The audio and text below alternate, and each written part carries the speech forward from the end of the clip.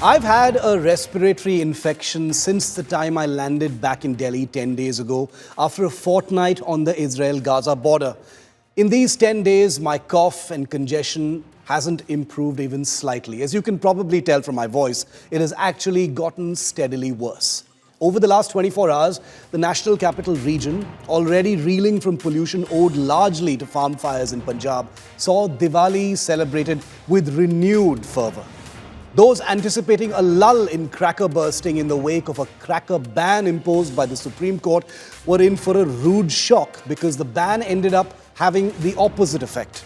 I don't have data to support this, but this Diwali night was among the loudest I've experienced in many years.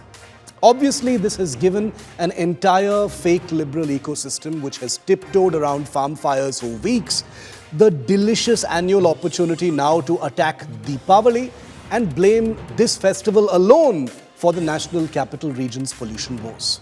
Their relish helped along by the visible uptick in fireworks and a demonstrable contempt for an order handed down by no less than the country's top court. Let me attempt to explain this. Like millions of others, I loved bursting crackers as a child. It was something I looked forward to all year round. For the restless kid in me, Diwali was that one festival that stood out because it moved beyond just boring home rituals and actually had this spectacular do-it-yourself fun element to it. For reasons principally to do with health, basically acute bronchitis and asthma, I gave up playing with crackers on Diwali as a teenager. As I grew older, the fact that I no longer played with crackers aligned very well with my interests in the environment.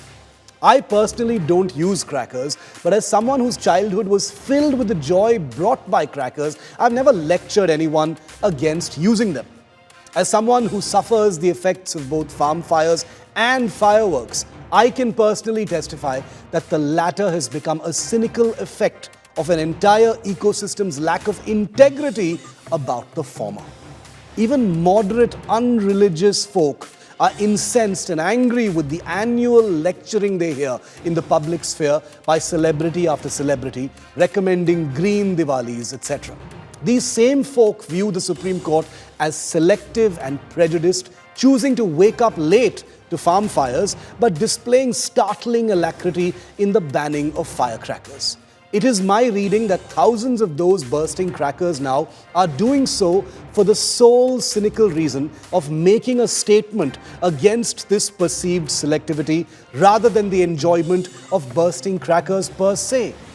This, of course, gamely plays right back into the hands of this fake liberal ecosystem that views the aggressive use of crackers as the actions of mindless proverbial frogs in the boiling pan, cutting their nose to spite their face and condemning themselves and their families to worse pollution.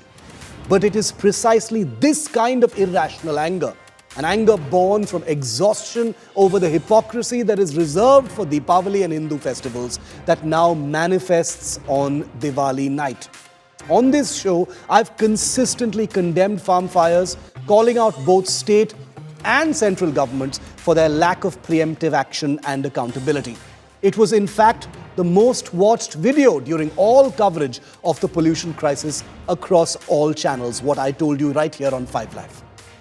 At the same time, without presuming to ever lecture anyone about their preferences on Diwali, I personally believe the large-scale use of fireworks simply adds to dangerous, life-threatening respiratory conditions.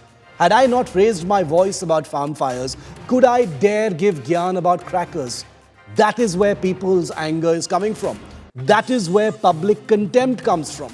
The fact that such contempt is ultimately foolish and self-defeating is precisely why it's more dangerous. A certain section will dismiss this as mindless Hindu revivalism. Maybe a part of it is, but en masse, can that be explained? The bottom line is pollution is killing us. It's killing those who sit in courts. It's killing those who sit in studios, it's killing those in government, it's killing those in slums, it's killing those in gated colonies, it's definitely killing those bursting crackers. But if we are to tackle the many moving parts of this terrible crisis, it has to be relieved of hypocrisy, selectivity over festivals, virtue signaling, prejudice. It has to be relieved of political blame games that allow netas to waste time finger-pointing until the death cloud blows over. It has to be relieved of fake environmentalists who don't embody the green life themselves but cannot resist the low-hanging fruit of advocating against Diwali celebrations. It has to be relieved, viewer, of anything that gives any one community a sense of being picked out for shaming and attack. This is about your life and mine. It's too important to be left to so many moving parts, sentiments, and personal whims. Thanks for listening.